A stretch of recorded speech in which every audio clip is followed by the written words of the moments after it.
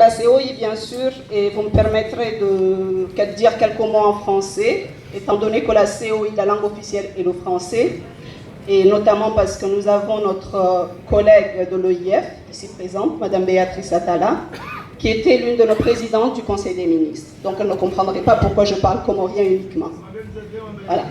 Donc je suis là en tant que représentant de la Commission de l'océan Indien, d'abord pour écouter la partie comorienne, dans cette grande réforme, si je puis l'appeler ainsi, que la partie comorienne est en train d'effectuer au niveau du pays.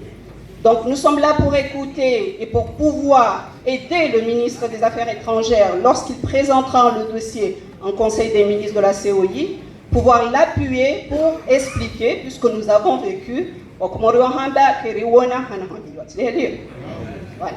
Donc nous sommes là pour ça. Donc logiquement nous ne sommes pas censés avoir des idées particulières. Nous sommes là pour vous écouter, voir comment ça se passe et surtout vous apporter notre soutien de toutes les manières possibles.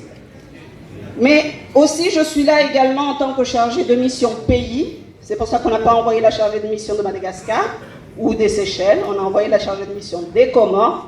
Parce qu'en tant que Comorienne, et je suis censée connaître mon pays, et donc connaître les dossiers de mon pays techniquement parlant, et donc je pense pouvoir dire certaines choses sur mon pays et vous aider à reformuler certaines recommandations, monsieur les experts.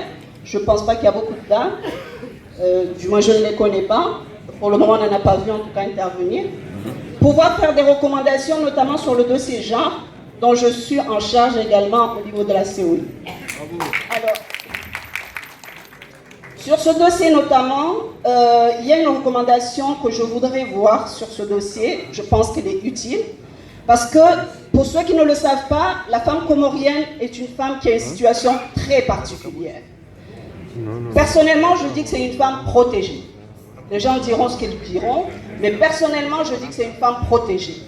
Dans les autres pays, nous qui connaissons, qui ont eu la chance, nous avons eu la chance de connaître les autres pays, nous savons comment ça se passe. Quand vous vous mariez, vous allez chez un homme, quand il a fini de vous utiliser, il vous renvoie chez vous. Permettez-moi. Quand vous avez des enfants avec cet homme, quand vous repartez chez vous, vous repartez les mains vides. Il n'y a pas de droit automatique pour la garde des enfants pour les femmes. Or, au Comores, il n'y a aucun homme qui demande pratiquement la garde des enfants. En tout cas, c'est très rare que ça se passe.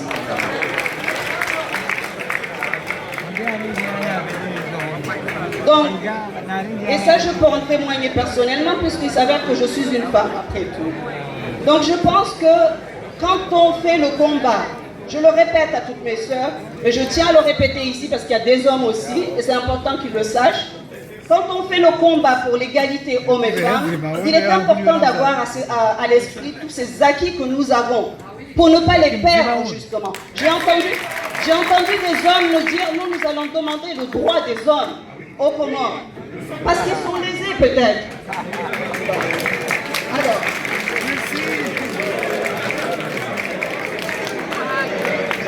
laissez-moi terminer mes minutes. Il reste une minute. Voilà. Ce que je voudrais dire comme recommandation, c'est que le problème principal aux Comores pour les femmes, c'est la volonté. La volonté de se prendre en charge, d'aller de l'avant. Moi, je suis une Comorienne, j'ai vécu ici plus de 20 ans. J'ai eu des coups, j'ai reçu des coups dans ce pays, mais je n'ai pas lâché le morceau. Je me suis battue pour garder ma place. Donc je voudrais que toutes les femmes comoriennes se battent pour avoir leur place, parce que les hommes ne vous laisseront jamais prendre la place. C'est à vous de la prendre. Et je pense qu'il y a des actions à faire pour donner aux femmes la volonté de faire, à les sensibiliser. Celles qui ont réussi doivent montrer l'exemple, doivent les encourager à prendre les devants. Il y en a que peut-être les maris, nous on a eu de la chance, nous autres, nos maris sont très bien, Dieu merci, nous laissent aller au travail. Mais il y en a d'autres, peut-être les maris ne les laissent pas. Il faut leur expliquer, il faut les sensibiliser et leur dire toutes ces choses-là pour qu'elles puissent aller de l'avant. Toutes les femmes peuvent faire des choses. Donc il faut que les femmes se prennent en charge elles-mêmes et je crois qu'il y a des recommandations à faire sur ce niveau pour sensibiliser les femmes à prendre les devants. Merci.